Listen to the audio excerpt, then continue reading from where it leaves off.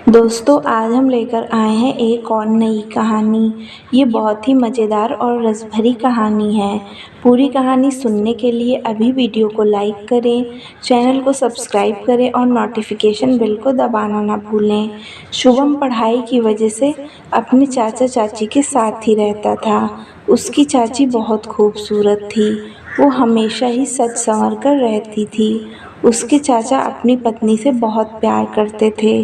चाचा छुट्टी वाले दिन चाची के साथ मूवी देखने जाते थे, उन्हें डिनर पर ले जाते थे और देर रात तक दोनों एक दूसरे के साथ ढेर सारी बातें करते रहते थे। दोनों एक दूसरे के साथ बहुत खुश थे।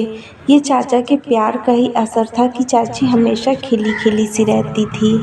एक दिन शुभम के चाचा कहीं जा रहे थे। रास्ते में उनका एक्सीडेंट हो गया। शुभम के चाचा को बहुत तेज चोट लग गई।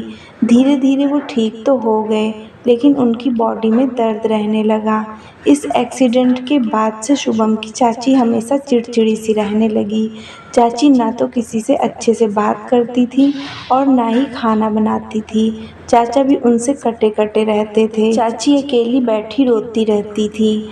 जब भी चाची बेडरूम से बाहर निकलती तो शुभम देखता कि चाची की आंखें लाल हैं। शुभम को कुछ समझ में नहीं आता था कि आजकल चाची का व्यवहार इतना बदला सा क्यों है। एक दिन शुभम के कॉलेज की छुट्टी जल्दी हो गई। वो घर आया तो उसने चाची को किसी पराये आदमी के साथ देख लिया। शुभम की चाची की नज़र भी शुभम पर पड़ गई। उसकी चाची ने जल्दी जल्दी अपने कपड़े ठीक करके शुभम के पास आई और कहने लगी, देखो शुभम, अपने चाचा को कुछ मत बताना। शुभम धीरे से बोला, चाची ये सब क्या है, आप ऐसी हरकत कैसे कर सकती हो। चाची बोली, जब से तुम्हारे चाचा को चोट लगी है तब से वो मुझसे दूर दूर रहने लगे हैं। मैं उनके प्यार के लिए तरस कर रह जाती थी, इसलिए मजबूरन मुझे ये सब करना पड़ा। शुभम बोला, चाची किसी पराये आदमी को घर बुलाना अच्छी बात नहीं है। आपको कुछ दिनों का इंतज़ार करना चाहिए था।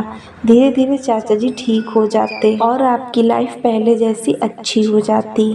चाची एक बार आप सोच कर देखिए कि अगर ये सब बातें चाचा को पता चल जाएं तो उनको कैसा लगेगा।